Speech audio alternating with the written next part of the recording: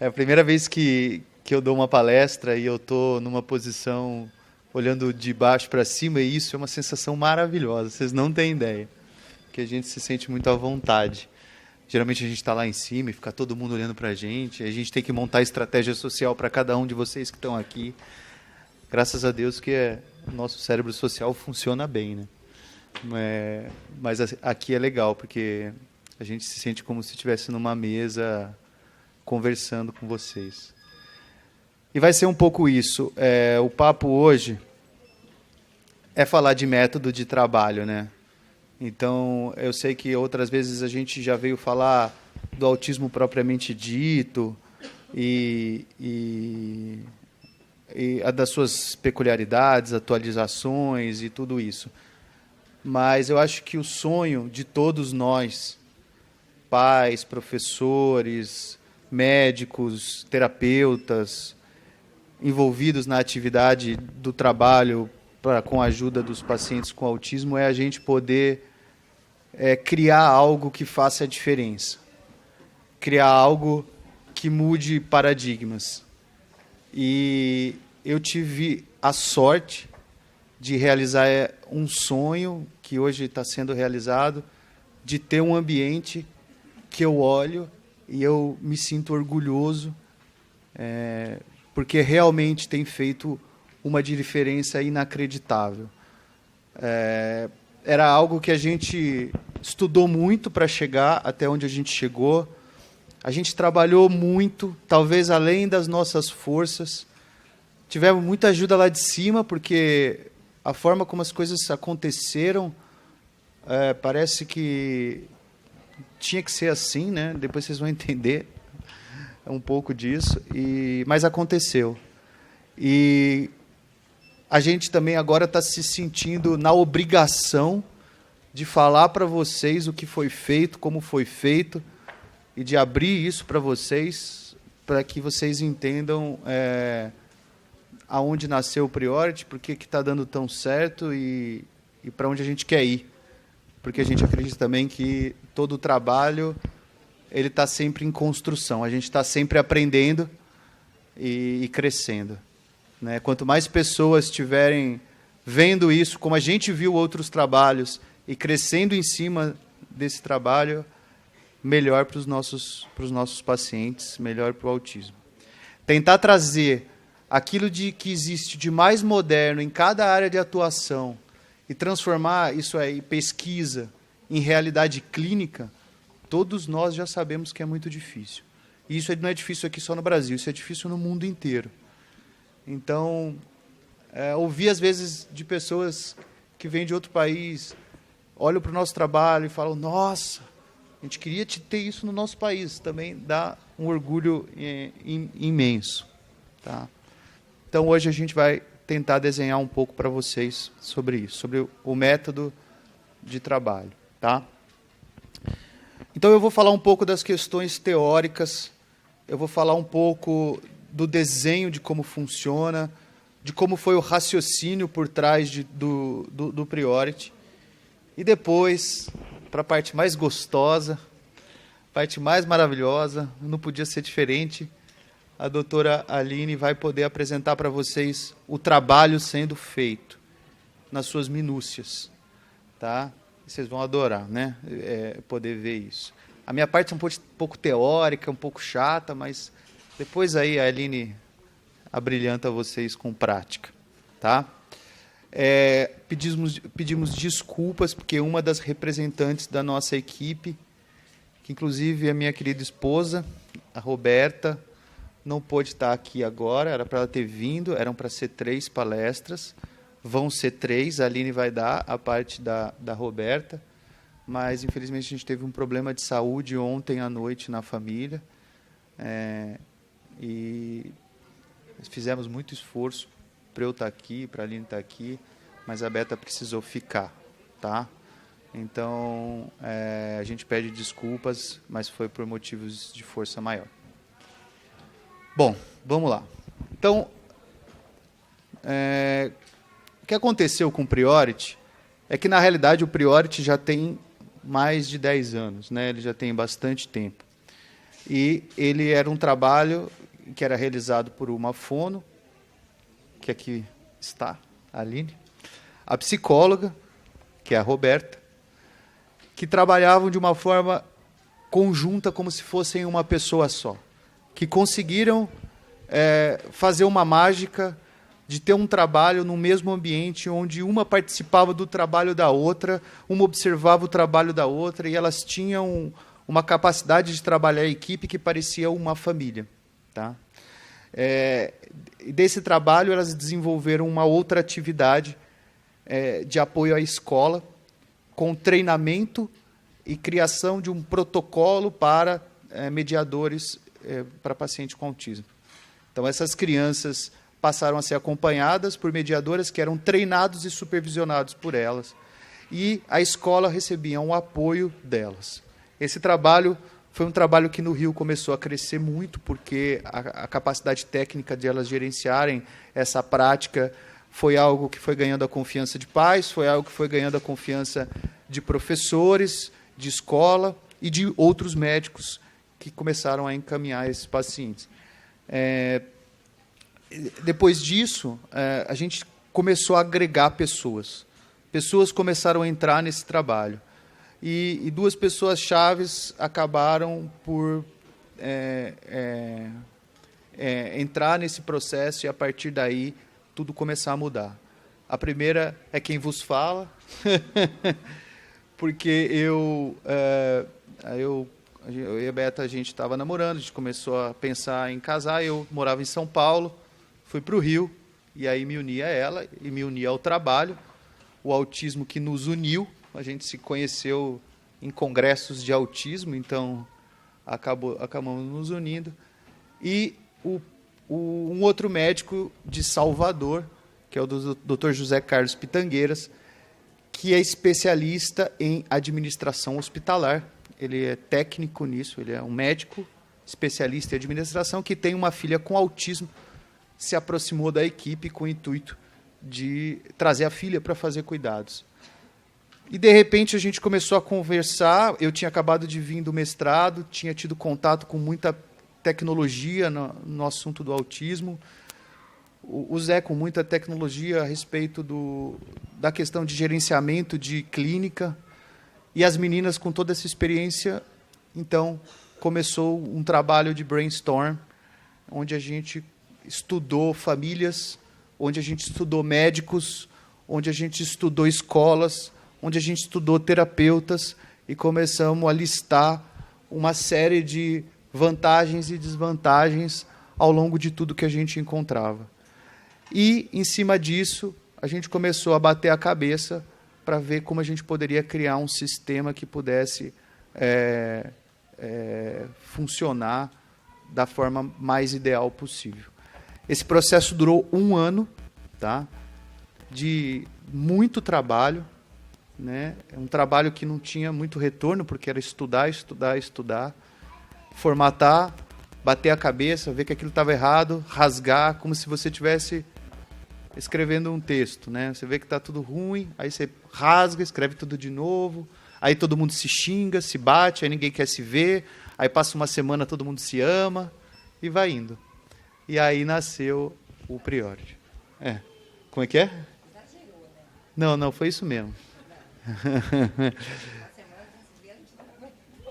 É verdade.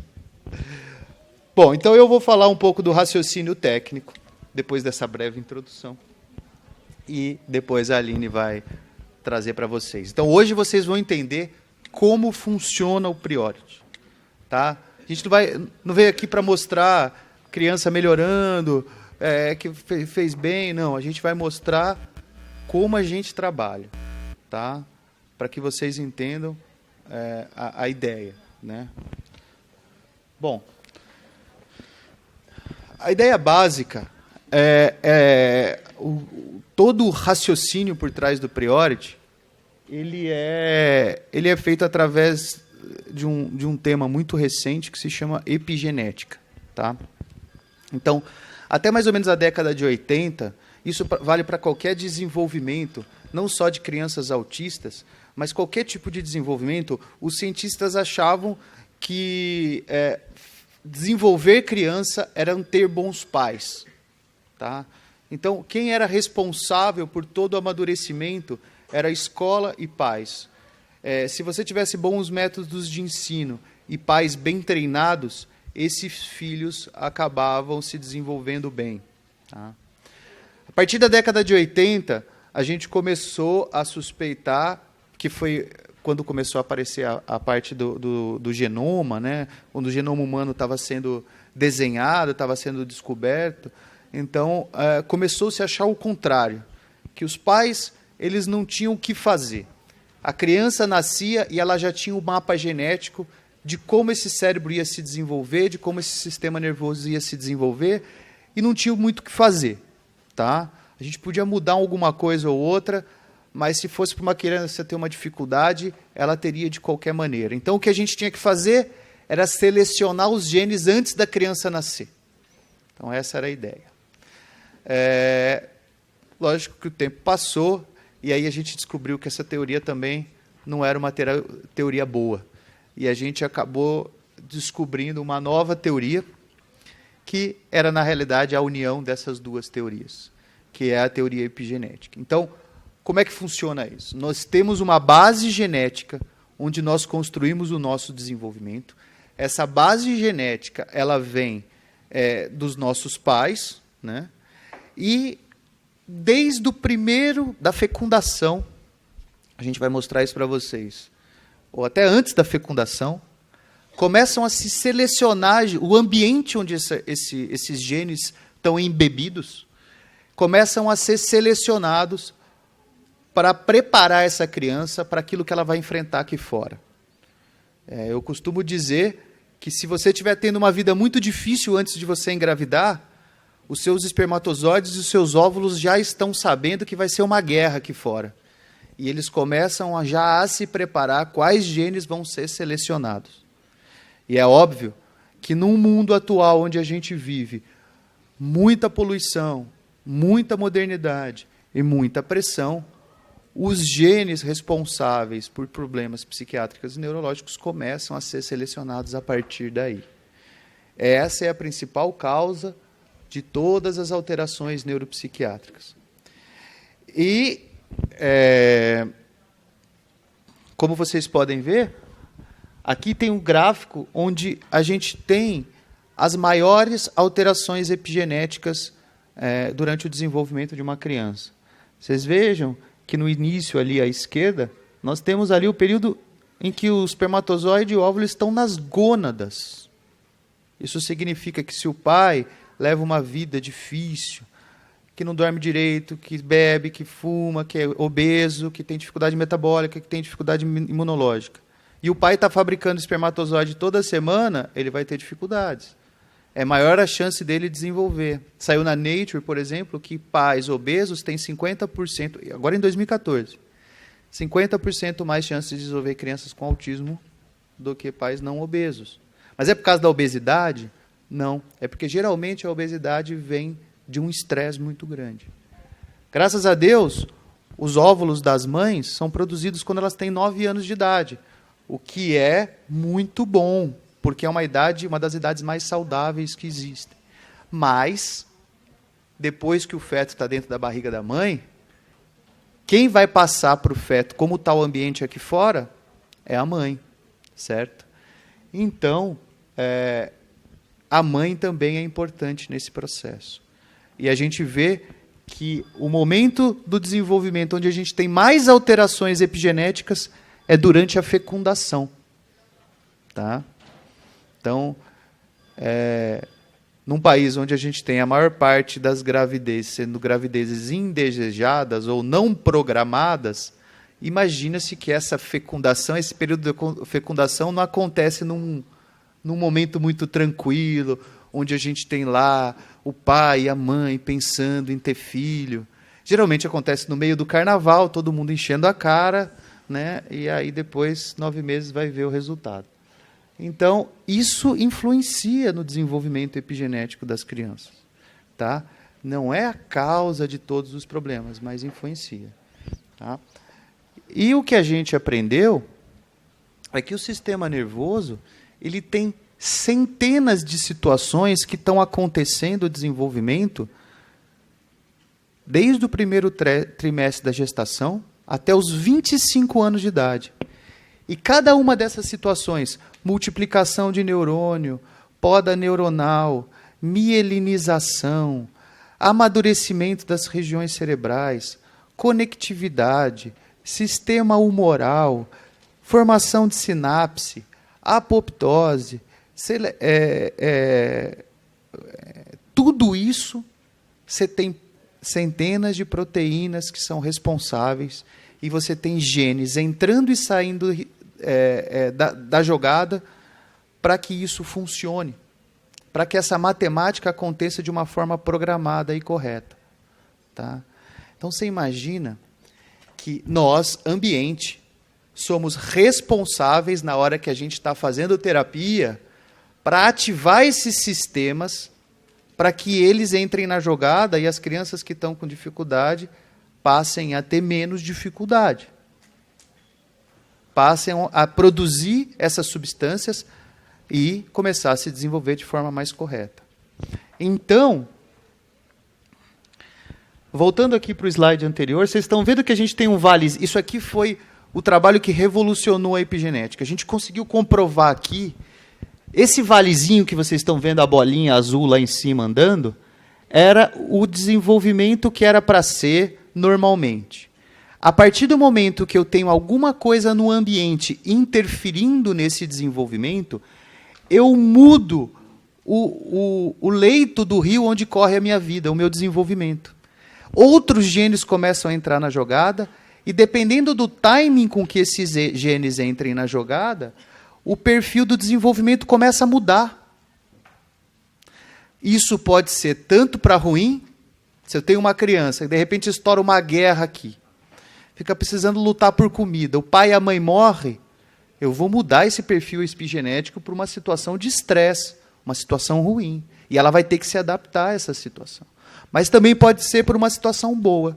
Tenho criança que está tendo um atraso no desenvolvimento, e a partir daí eu ponho uma terapia que começa a estimular esse ambiente, essa criança, a funcionar de uma forma diferente. E aí eu começo a mudar o perfil dessa criança. Uma criança que não ia falar, uma criança que não ia brincar, passa a começar a falar as primeiras palavras, passa a começar a brincar de forma correta, porque esses genes começam a ser ativados e regiões do cérebro que não estavam se desenvolvendo começam a se desenvolver. É lógico que isso é muito complexo.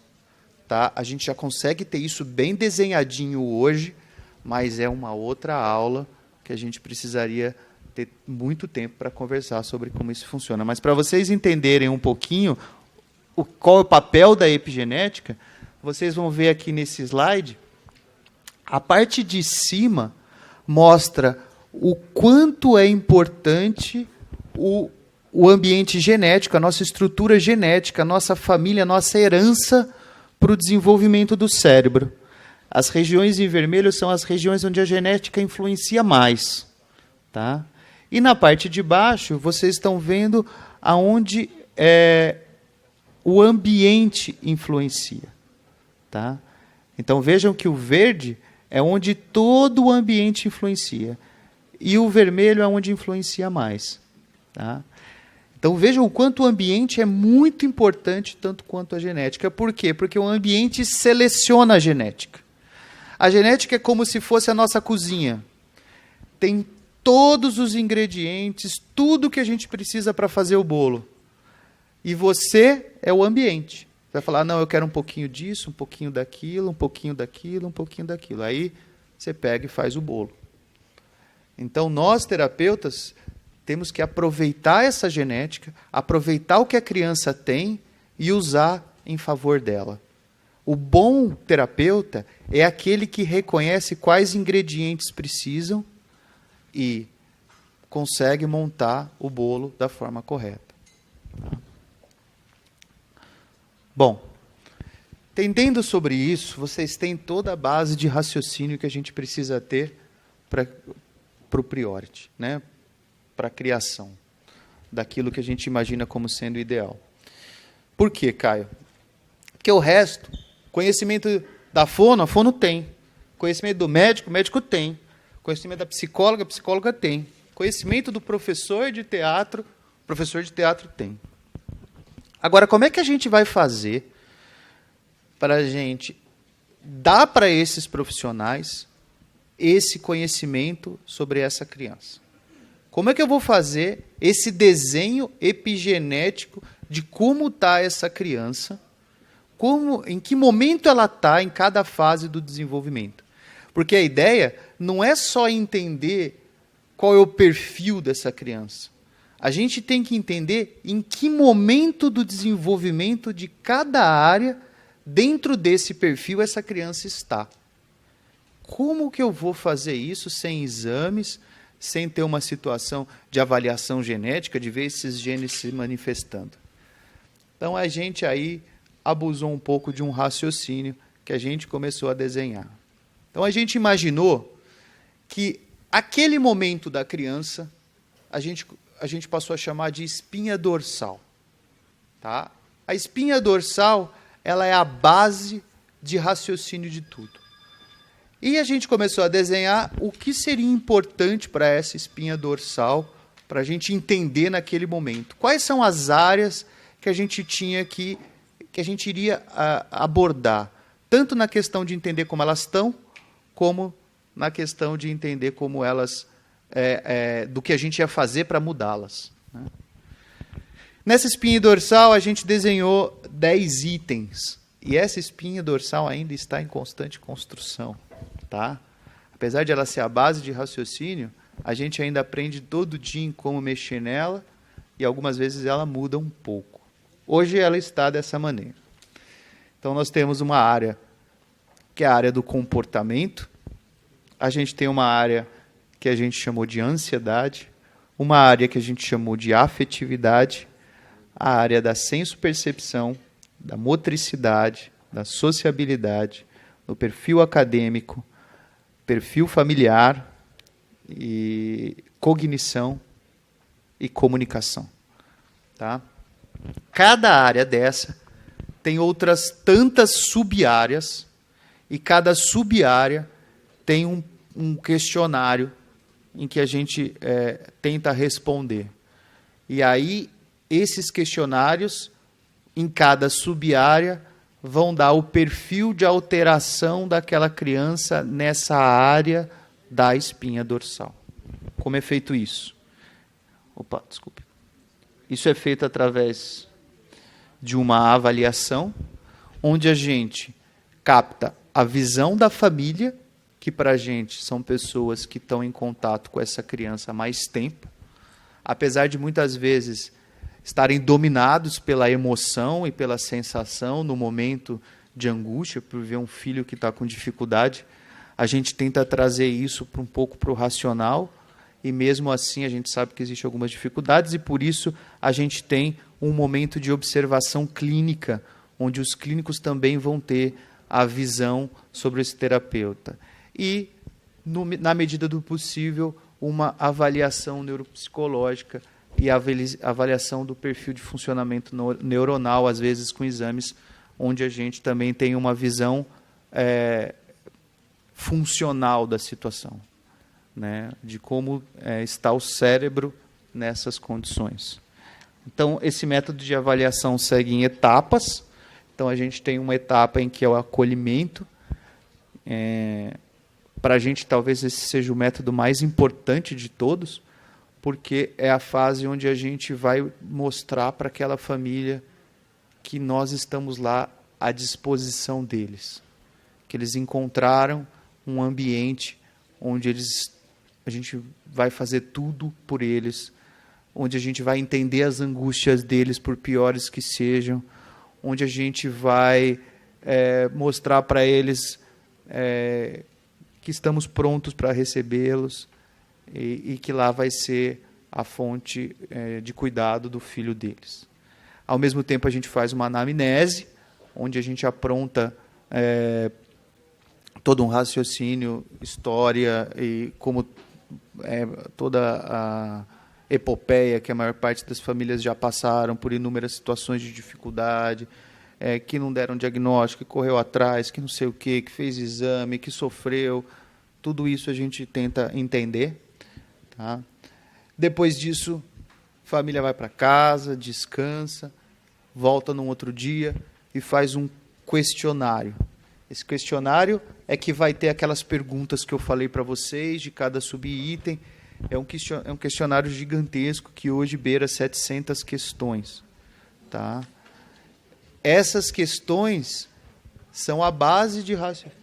Também tem duas partes das medidas por idade. Não, mas é nossa mesmo. É chato pra caramba, mas para responder. Mas é a base de todo o raciocínio. É que tem partes que são divididas por idades. Então, é lógico que se o paciente é pequenininho, ele acaba não respondendo 700 questões, porque tem questões que são de crianças mais velhas, vamos dizer assim. Mas é um questionário que pormenoriza cada subitem de cada área da espinha dorsal. E aí a gente consegue entender qual é o grau de dificuldade de cada área. Tá?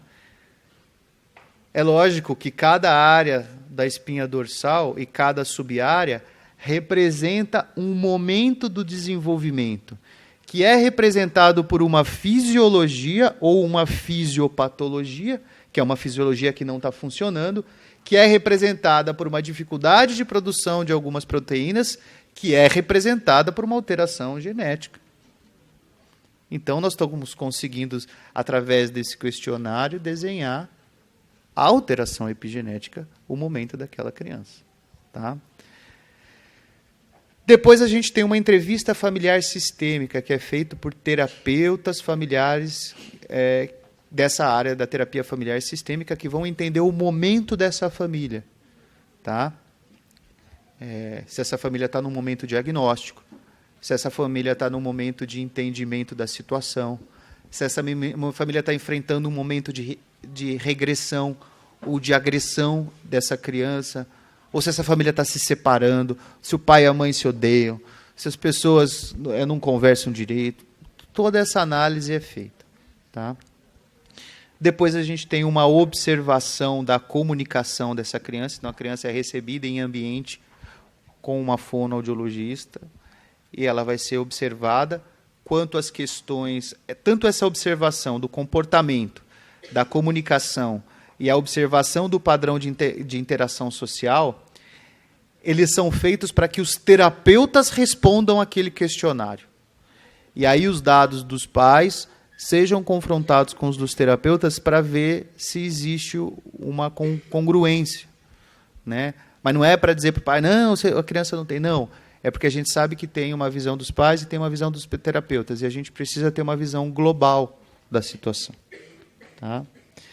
Depois, todos esses dados são analisados em uma reunião clínica e aí esses dados são passados para a espinha dorsal. Tá? Antes da devolutiva, a gente faz a criação de um protocolo individual daquele momento da criança. Esse, então, protocolo avalia esse perfil genético familiar com o momento daquela criança, o momento que ela está vivendo, o momento da formação versus o ambiente, e aí a gente traça esse perfil de desenvolvimento. Tá? Bom, a partir daí, a gente sai daquele questionário com uma coisa que a gente chama de objetivos gerais, que é em cada área daquela espinha dorsal, a gente ter metas e objetivos para aquela criança. Tá? São objetivos bem gerais mesmo.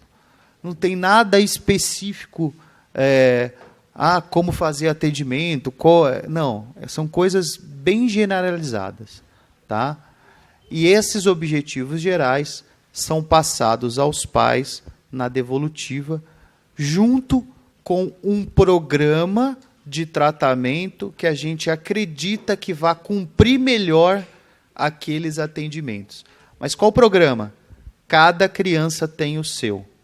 A gente não tem nenhuma criança que faz programas iguais. Então, vai envolver as terapias tradicionais, que vocês vão ver mais tarde, fono, psicólogo, integração sensorial, terapeuta ocupacional, pedagogia, em todas as terapias tradicionais, e terapias não convencionais que a gente abusou do raciocínio, aprendeu um pouco e tentou ver situações de treinamento de áreas do cérebro que outros programas poderiam fazer. Então, dá um exemplo para vocês.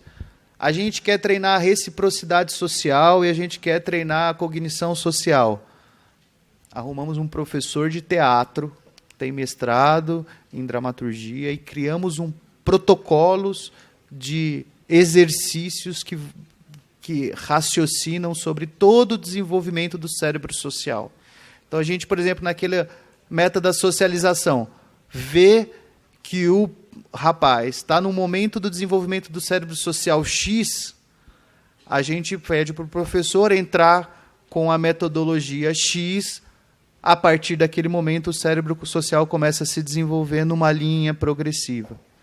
Então, além da psicóloga, do treinamento social, a gente tem um professor de teatro. Então, eu quero treinar controle inibitório, tem judô. Eu quero treinar capoeira, eu quero treinar a integração da música com a atividade psicomotora, tem a capoeira. Eu quero treinar vias alternativas da fala, tem musicoterapia. E assim por diante, arte, terapia, vocês vão ver isso daí. Mas a ideia é, a partir do momento que eu tenho todas as metas e objetivos para o tratamento dessa criança, eu passo a saber o que eu quero. E a partir de sabendo o que eu quero, eu consigo desenhar quais as melhores terapias para aquele momento daquela criança. Tá? E a partir daí, eu vou indicar essas terapias, montar esse programa. Tá? Muitas vezes, a gente vê lá naquela item ansiedade e no item família, que tem situações que confluem muito. A criança é muito ansiosa e a gente vê uma instabilidade e uma ansiedade familiar.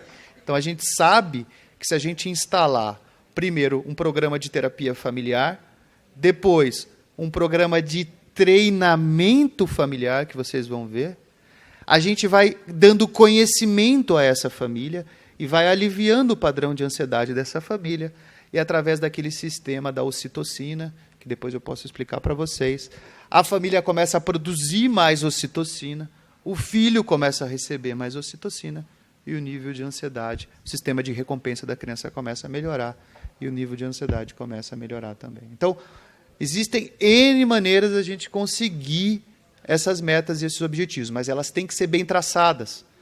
Isso tem se a gente trabalhar com meta-objetivo errado, aí a criança não vai se desenvolver. E a segunda coisa que eu acho que é o pulo do gato para o Priority é fazer com que todo mundo que participa do ambiente de convivência dessa criança seja treinado a esse protocolo, seja treinado ao raciocínio para com essa criança e seja treinado a abordar essa criança de forma técnica. Tá? Isso vocês vão ver daqui a pouco. Esse segundo momento, que a gente chama de ambientação, é um momento onde as crianças começam a receber os atendimentos. Então, depois de formatado esse protocolo, a família escolhe quais os tipos de atividade. Infelizmente, algumas vezes as famílias querem tudo. Não. A gente apresenta o protocolo, mas às vezes elas querem participar de tudo, mas não tem condição, porque às vezes o protocolo é grande e também é muito oneroso. Então, a gente ajuda eles a escolherem, porque tem graus de preferência, tem graus de importância, e a gente vai ajudando eles a selecionar aquilo que a gente acha mais importante, para que eles possam ir envolvendo a família e as terapias com o maior número de programas possíveis. E aí, quando a criança é encaixada nessas terapias individuais, nesses grupos terapêuticos, terapias individuais, existe um mês de sessão onde todos os terapeutas e professores vão conhecer as minúcias daquela criança dentro das suas especialidades. Então, a partir daí, o fono que recebeu a criança com uma dificuldade de linguagem passa a estudar o desenvolvimento da linguagem propriamente dita. Caio, isso não foi estudado naquele questionário? Superficialmente. perto do que uma fono, na sua especialidade, pode desenvolver.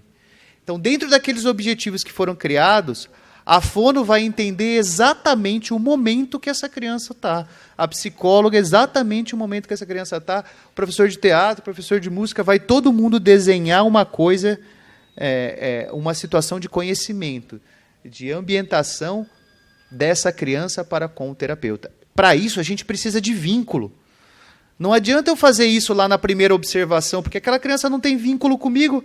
Como é que ela vai se abrir para eu entender o perfil de como ela está exatamente? Eu nem conheço essa família direito. Então, esse primeiro momento de terapia, na realidade, é um grande aprendizado para a equipe toda de como realmente é essa criança, e muitas coisas podem mudar, às vezes, nesse primeiro mês. Pelo menos se aperfeiçoar, elas vão. Tá?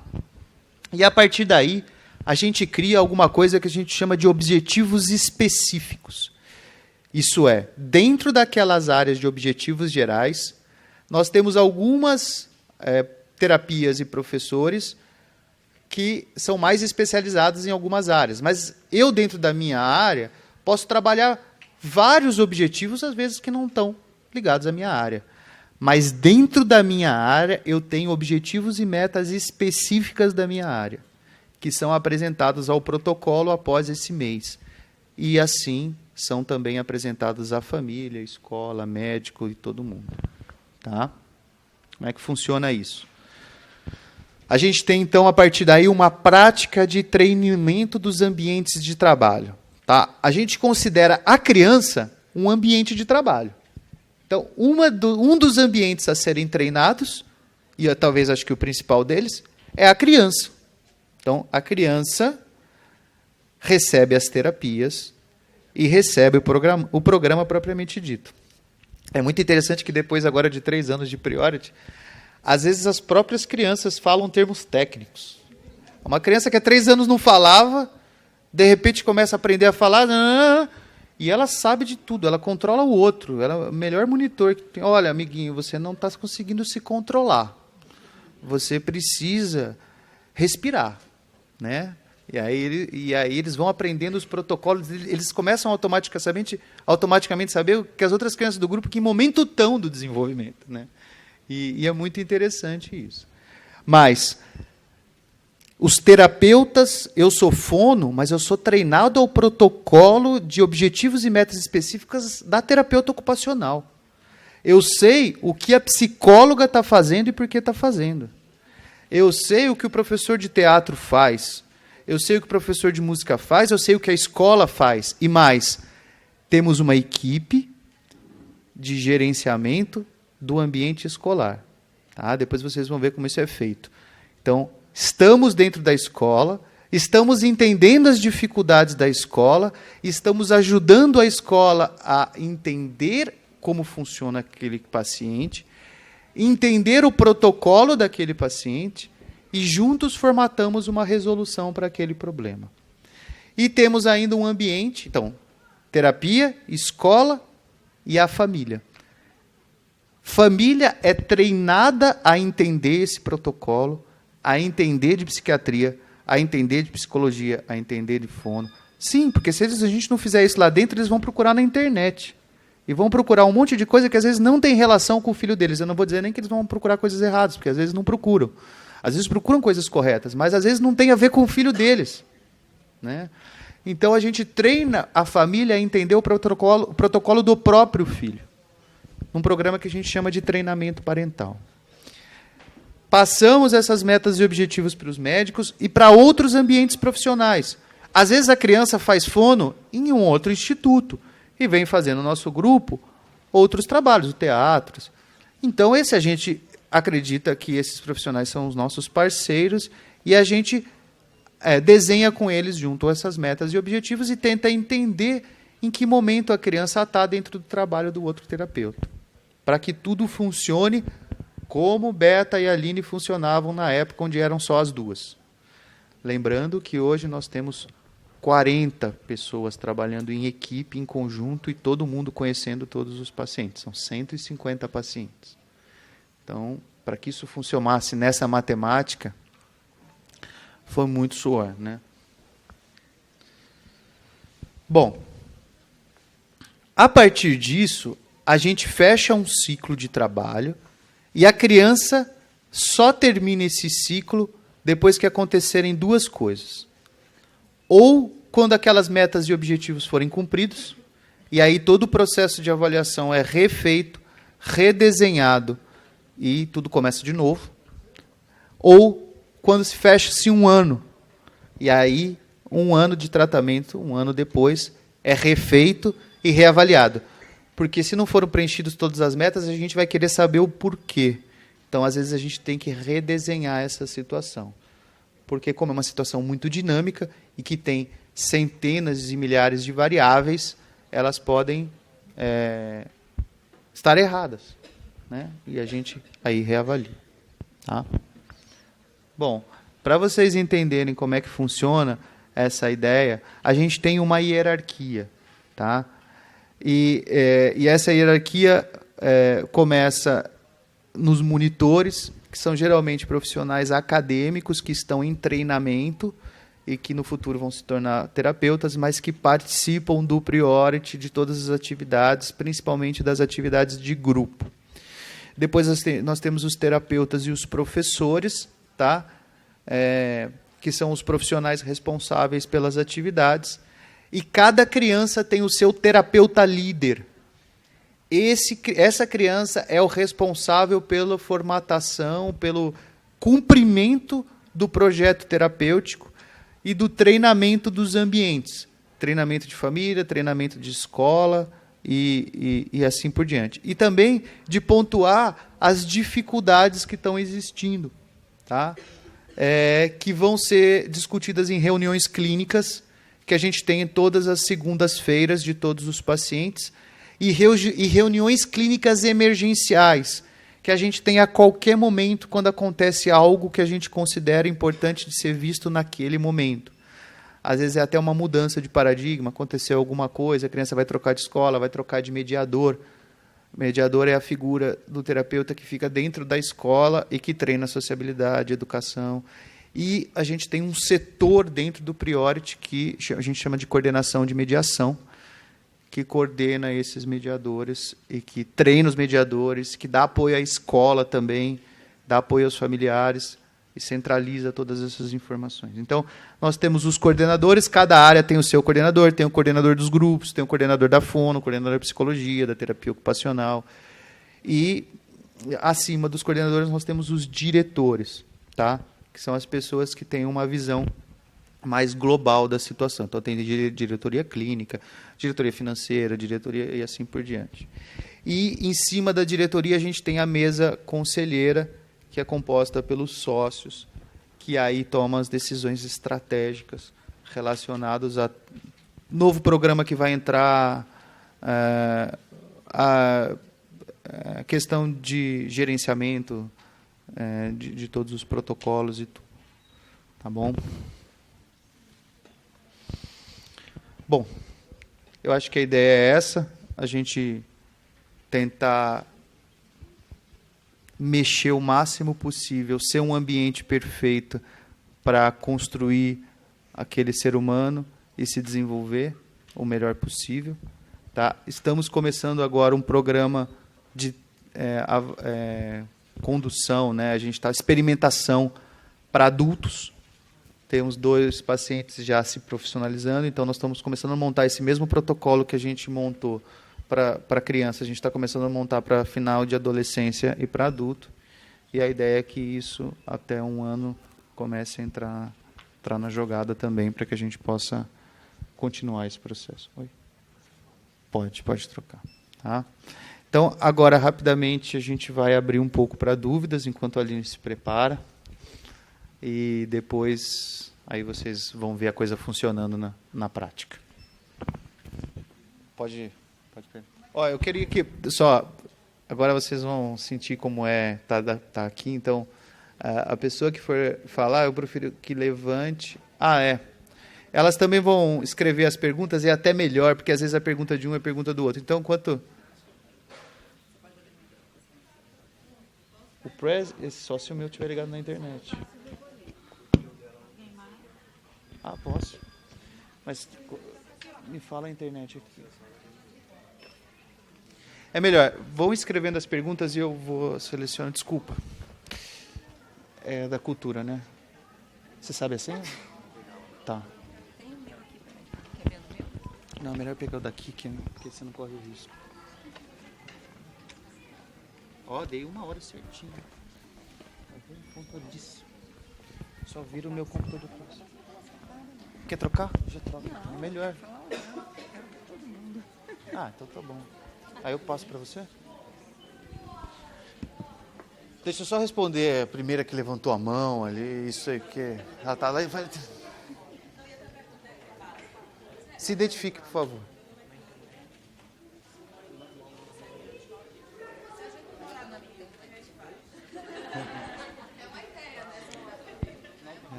A gente já teve vários casos de pacientes que se mudaram e que a gente, às vezes, recomendou não se mudar. Porque a gente sabe, a maior parte do Priority, por incrível que pareça, isso que a gente fala que é uma coisa meio mágica, né? É composta por terapeutas e pessoas do Brasil inteiro. Foram se encontrando lá e a gente foi formatando esse processo, né? Os processos de seleção das pessoas. Então, assim, a gente tem gente do Brasil inteiro. E tem, inclusive, o Zé Carlos, que é o diretor administrativo, diretor-geral, né? Ele é pai de uma paciente com autismo e ele era de Salvador. Então, para montar o Priority no Rio, ele precisou mudar. Então, a gente tem muita experiência com essa mudança. Essa mudança, ela é traumática, ela é uma mudança, ela é difícil. Ficar longe da família, de todo o apoio. Mas ela é possível, em alguns casos, para fazer um tempo de tratamento. Tem famílias, às vezes, que vão fazer 1 ano de tratamento, fazer 1 ano e meio. Quando a gente vê que a situação é possível, a gente até recomenda. A ideia é que o Priority se expanda. Tá? A gente está montando a segunda. O grande problema para a gente é ter perna para fazer isso. A gente tentou, a gente tem aqui pais que se esforçaram muito para que a gente pudesse ajudar equipes a se formatarem, mas a gente está num momento em que chegou no final do ano passado, por exemplo, estava quase todo mundo deprimido, porque a gente estava trabalhando tanto que a gente não estava conseguindo. Então, manter isso funcionando é muito difícil. Eu não sou médico de todas as crianças, mas eu sei o que acontece com todas as crianças, porque essas coisas elas vão mudando a todo mundo. Ah, tá. Então, essa é uma situação complicada. Então, a gente está montando um software de gerenciamento clínico, de gerenciamento administrativo. Esse software vai permitir com que a gente trabalhe a longas distâncias. E aí vai permitir com que o Priority possa se expandir, a gente ter outros Priorities. Então, a gente vai fazer o primeiro agora, que vai ser na Zona Sul, no Rio, que é perto. Para qualquer coisa, a gente está lá, a gente está treinando todos os profissionais que vão fazer isso. Tudo. Igualzinho. E a ideia é que no ano que vem, isso é uma ideia, que a gente vai abrir um em São Paulo. Tá? E se tudo isso funcionar da forma como a gente espera, a gente é muito perfeccionista nesse sentido. Aí sim a gente vai estar pronto para montar outros ambientes em outros lugares. Mas a gente sabe que tem muita gente boa criando ambientes muito bons. Então, a esperança é que...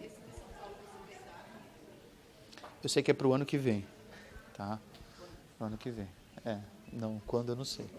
A gente só fechou... Eu só estou falando agora do Copacabana. Não, Copacabana fui eu que vetei. Porque eu falei... Porque senão eu ia enlouquecer. Né?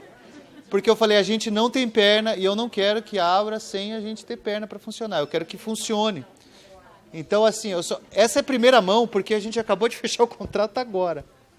Então, é a única... agora é certeza que vai ter em Copacabana. Existe essa meta, sim. Essa meta é um objetivo meu, porque eu sou de São Paulo e, na realidade, eu sou de Campinas, mas eu sempre quis ter alguma coisa aqui, lá. Eu quero que a gente tenha um Priority em São Paulo. Então, é uma meta. Tá? Eu vou ler as perguntas agora.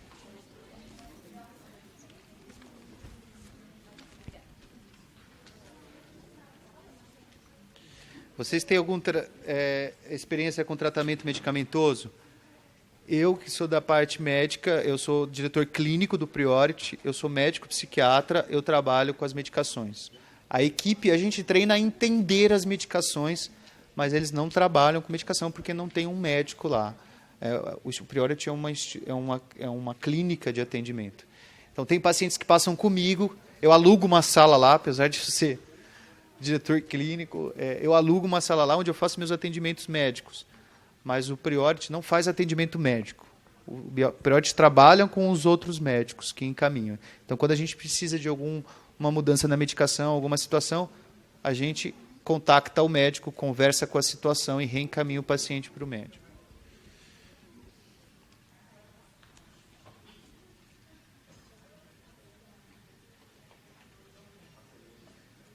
Podemos dizer que o epigenético pode cair também?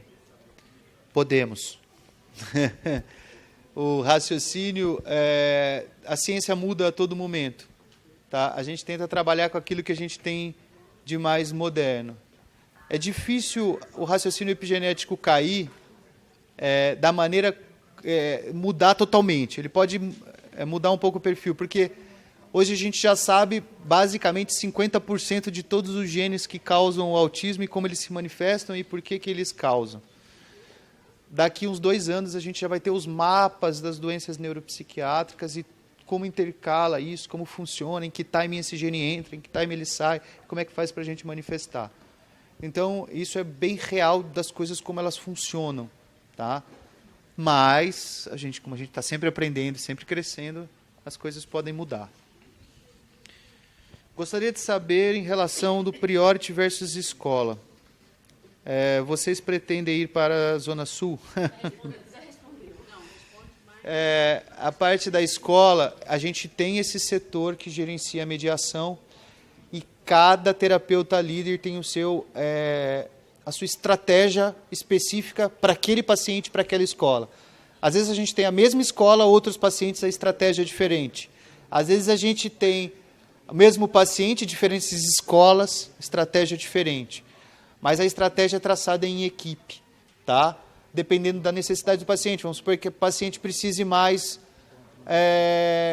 de um atendimento pedagógico, de um crescimento pedagógico, uma questão mais comportamental, ou a gente quer priorizar mais a sociabilidade. Então, todo o protocolo de raciocínio é feito e depois desenhado junto com a escola.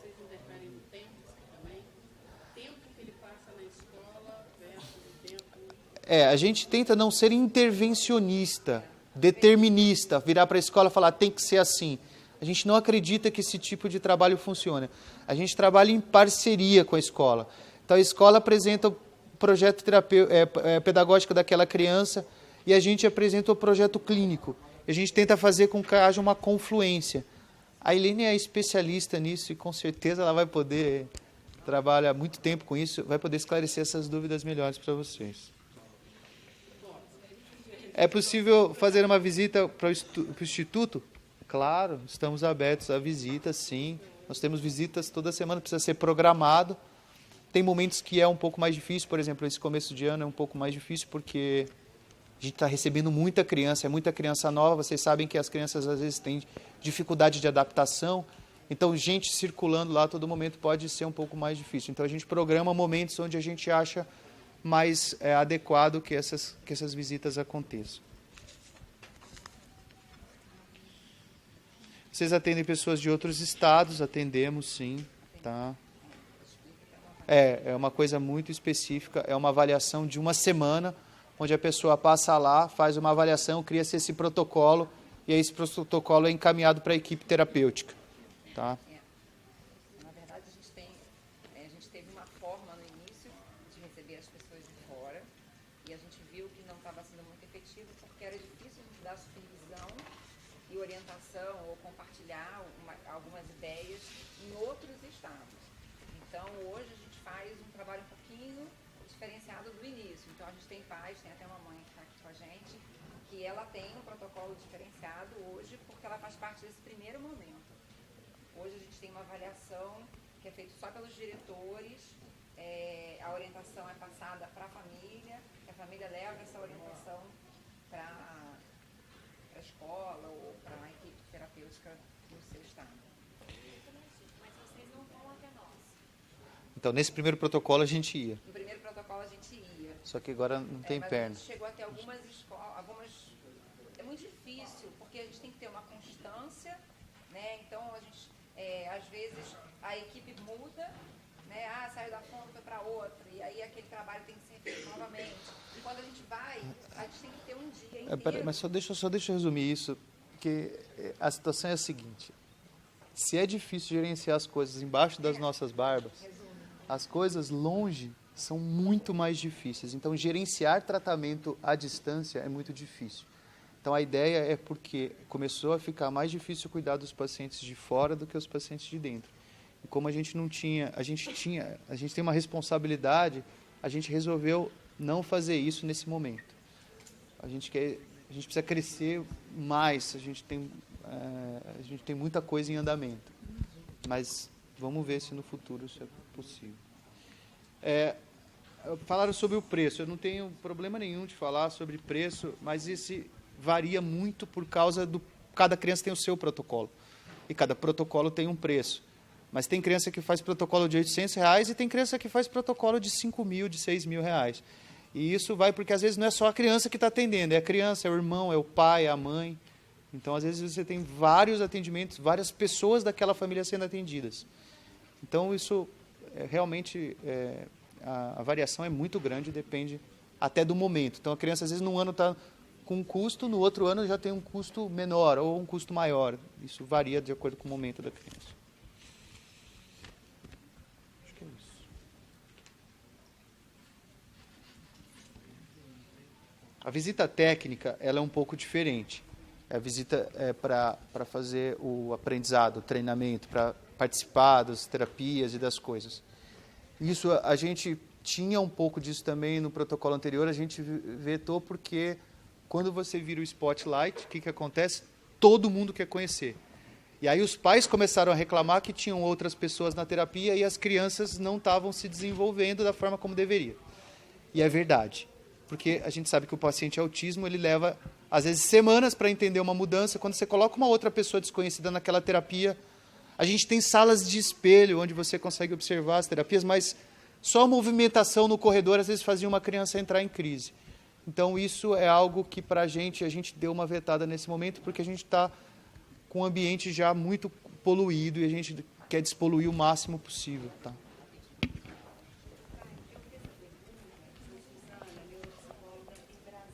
Certo.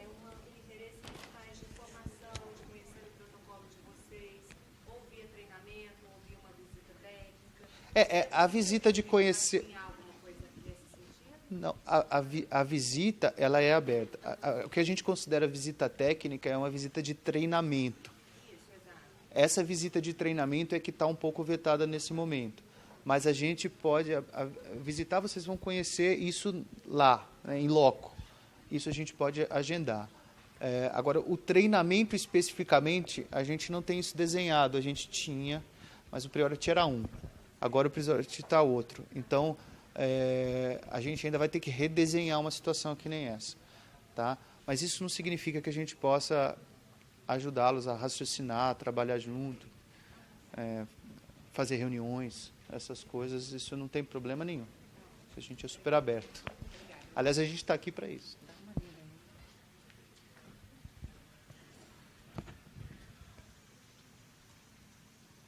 Questionário da espinha dorsal.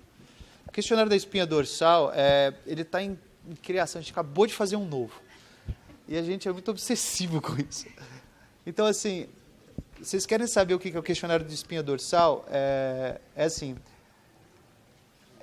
alguns questionários, tipo Valandol, CBCL, questionário de amadurecimento, CARS, ADI, a gente estudou todos esses questionários. Aí a gente pegou o que a gente acha mais importante em cima da nossa clínica. A Aline pegou um monte de... E a gente foi perguntando. Aí, para o nosso ambiente, porque assim, se você pegar um questionário que nem o nosso e levar para o ambiente de vocês, talvez você vai falar, isso aí está errado, isso não funciona. Porque ele não é feito para pesquisa, ele é feito para ambiente clínico. Então, o que a gente sugere para vocês fazerem é estudar esses questionários e começarem a trazer questões e formatar raciocínio clínico daquilo que vocês querem dentro do ambiente de vocês. E aí, ir aprendendo, porque aí a gente vê que, esse aqui não é mais importante, esse aqui não é melhor perguntar desse jeito, esse aqui não é melhor perguntar daquele, e aí ir mudando. Então, não é nada diferente do que vocês já encontram nesses questionários como é que fala? Padronizados, isso, tá? Mas se vocês quiserem ter acesso, aí eu preciso perguntar para a diretoria se é possível fazer isso, tá bom? Sim, algumas vezes a gente avalia o paciente autista no ambiente natural. Escola, casa. Casa é muito raro a gente entrar. A gente tem a casa como um ambiente, a gente mexe no ambiente domiciliar pela informação que chega na gente. A gente considera que entrar na casa de um paciente é algo muito invasivo para um terapeuta, tá? Eu sei que existem vários protocolos que preconizam isso, mas essa é a nossa visão, então a gente vai mexendo nesse ambiente de uma forma lenta e gradual, como se fosse uma terapia. A gente vai sugerindo Mudanças. E os pais vão mudando no tempo deles. Mas tem alguns casos em que isso acontece, tá? Quando a família, por exemplo, é negligente, de que forma que você vai saber se está sendo realizado ou de que forma que é a realidade realmente? Então, isso é super complicado, juridicamente até. Então, a negligência por si só não é a gente que avalia, a gente tem que, relatar isso para o Conselho Tutelar, e aí é feita uma análise de uma outra situação. Então, isso é uma situação judicial, até é uma situação, é um crime. A gente tem que suspeitar. Suspeitar, a gente ativa um sistema que vai avaliar essa situação. Se a gente falar que a gente esteve dentro da casa de um paciente e que a gente viu a negligência, a família te processa, você perde seu CR, tá? Porque você não pode fazer isso. Seu código de ética não permite que você entre dentro da casa de alguém e pontue uma negligência. Você pode suspeitar em ambiente terapêutico e, a partir daí, você fazer algum tipo de ajudar. Porque mesmo quando você vai acionar Conselho Tutelar, teoricamente você vai tentar ajudar esse ambiente a funcionar de uma forma diferente, né? Mas é super complicado isso.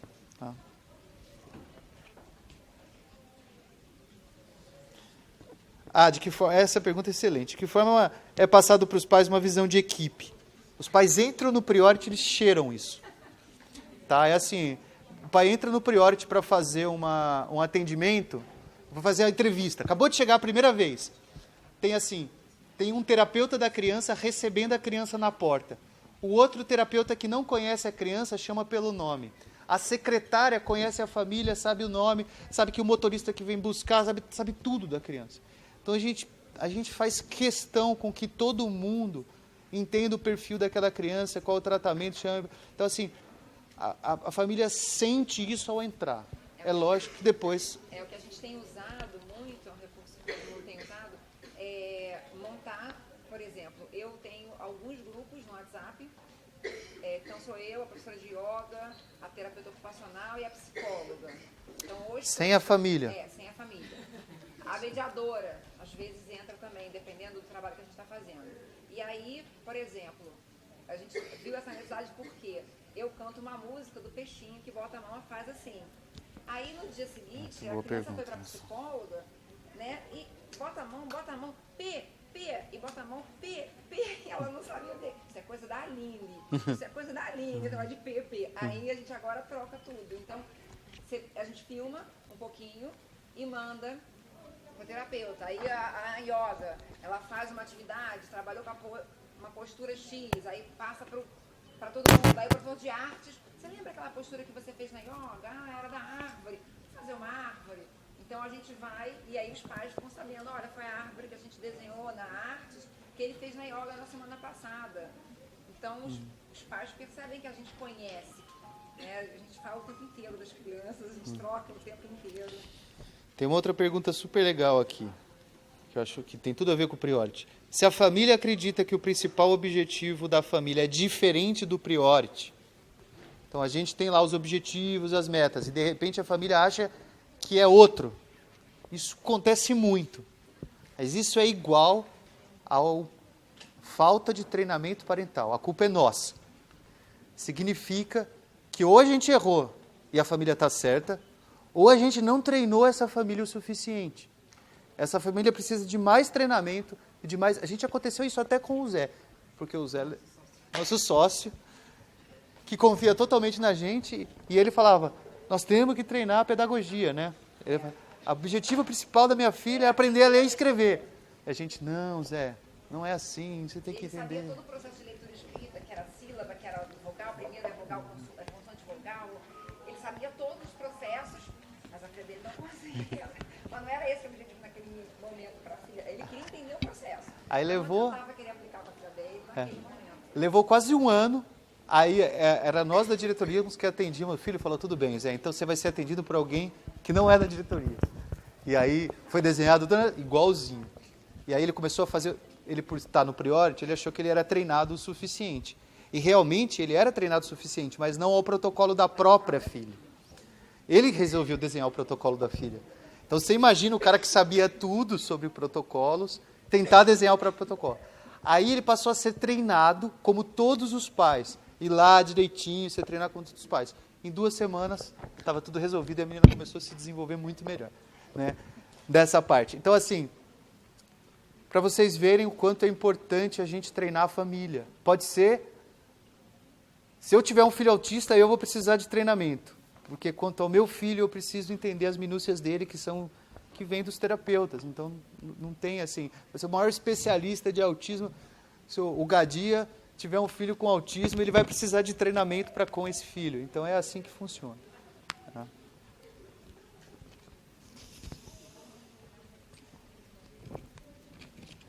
O que seria meta e objetivo errado? Na minha opinião, é uma meta e um objetivo que não está conseguindo ser resolvido. Isso significa que a gente deveria ter metas e objetivos anteriores a esse que a gente não está cumprindo. Por exemplo, esse é um exemplo muito clássico. A família chega porque a criança não fala. Aí a criança chega com 2 anos e meio, 1 ano e 8 meses, e a preocupação da família é que ela não fala, mas ela também não olha nos olhos, ela também não aponta, ela também não se comunica de jeito nenhum, ela só brinca com os brinquedos de forma inadequada. E se eles não entenderem que eu vou passar 6 meses ou mais para que essa criança me olhe, para que ela entenda a comunicação dos gestos, para que ela se comunique através de comportamentos sinalizadores, que isso é construção de linguagem, se eles estiverem preocupados com a fala propriamente dita, eles vão ficar insatisfeitos. Mas o erro é meu, porque eu tenho que fazer com que esses pais entendam que a gente vai degrau por degrau. Aqui, ó, o tempo para atingir as metas. Não tem tempo. Cada criança tem seu tempo. Como é a prática? 40 profissionais e 150 pacientes. É lindo. Sabe por que é lindo? Porque era para ser um ambiente cheio de orgulho, com um monte de gente técnica, todo mundo brigava, e todos... Não sei como isso acontece, mas assim, é uma alegria, todo mundo se ama, a reunião clínica é festa, é bolo para tudo quanto é lado, todo mundo se abraça, se beija, a gente chora, a gente reza. É uma coisa maluca, eu não sei como isso funciona, mas funciona, tá? É por isso que eu falo que às vezes tem umas ajudas divinas aí, porque não tem como explicar. Né? Agora, tem uma pergunta excelente, e essa pergunta é para mim, porque a gente brigou muito com isso aqui. Ó. Por que o paciente é considerado um ambiente? Né? O ambiente não é onde ele está inserido? Família, escola, clínica. Né? Aline, quero ver você explicar isso, que eles vão perguntar isso para você, tá vendo? Ela fez a mesma pergunta. Então, assim, gente, aonde está o cérebro? Dentro de um corpo. A gente não quer mexer na epigenética do funcionamento daquele sistema nervoso? Qual é o ambiente onde esse cérebro está inserido? Não é esse corpo? Então, trabalhar esse corpo, o corpo é um ambiente de trabalho. Se aquela criança passa a receber menos estresse, ela produz menos cortisol. Ela produzindo menos cortisol, ela vai desenvolver as áreas do estresse e da ansiedade de uma forma mais amena. Vocês imaginam o quanto mexer nesse ambiente, que é a criança, pode influenciar nesse desenvolvimento? Quando a gente está mexendo no ambiente ao redor, que é a clínica, a gente mexe num ambiente, para mexer em outro ambiente, que é esse corpo, para mexer em outro ambiente, que é essa célula, para mexer em esse outro ambiente, que é esse núcleo, para mexer em outro ambiente, que é esse gene. Tá? Então, quanto mais próximo eu chegar do gene, melhor. Então, o raciocínio é um pouco esse. Deixa eu só complementar. Claro. E quando a família é a causa do estresse dessa criança? Aí, treinamento e terapia familiar. Entendeu? Olha, gente, sabe qual que é a melhor satisfação? Eu vou terminar para a Aline falar, senão ela vai me bater e também a produção daqui também. Então, depois essa eu respondo. Olha só.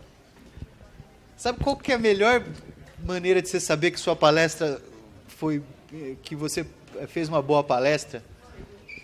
Cara, pelas perguntas, cara. Eu estou muito satisfeito com as perguntas. Foi altamente técnico, né? Era exatamente isso que eu queria que vocês...